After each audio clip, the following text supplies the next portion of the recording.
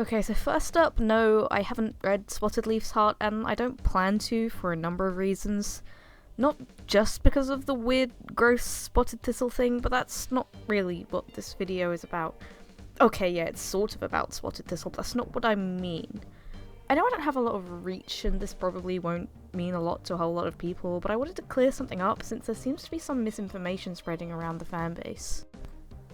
So as it stands, the newest novella to add to the huge amalgamate collection that is the HarperCollins Black Hole of Warriors revenue contains some themes that must be treated very carefully. Namely, we have Thistleclaw, who at the time of the novel is a senior warrior with a fully grown adult child, pursuing a relationship of the romantic nature with Spottedpaw, who was a kitten. So here's what the situation is. We have a grown adult trying to seduce a minor, and I'm saying this regardless of whether they are cats or not. Let's face it, Erins, you can't write about all these cats with incredibly human traits, personalities and stories and then claim it's not weird because they're cats. So that's creepy and illegal for sure.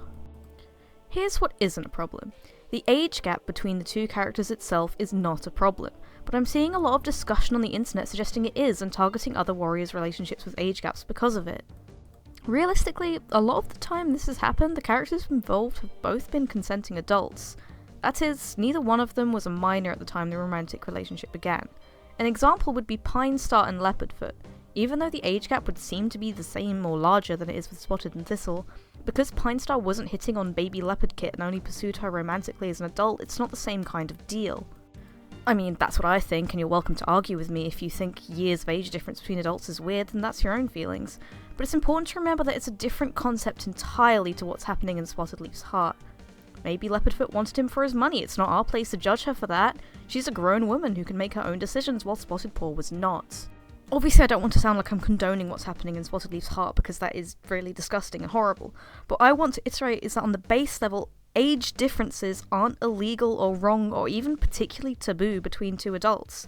There are plenty of relationships around us all the time with decades of age between the adults involved, but that's just it. They're adults who can make their own decisions and give legal consent. Children like Spottedpaw can't do that. Even if they think they can, age of consent laws exist for a reason.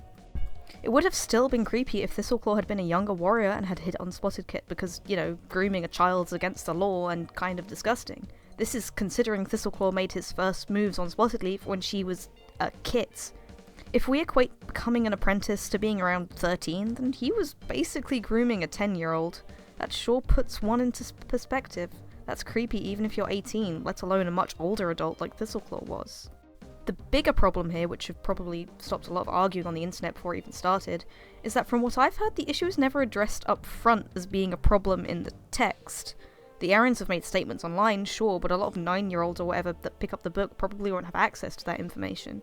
A book aimed at the 9 to 12 age range has no business inferring these things like, say, Lita does. It's not outright addressed in the book like that because it being creepy is much more easily inferred by the intended demographic. At least, well, it was supposed to be. You can quite easily argue that it didn't turn out that way. Even so, that drives the point home harder.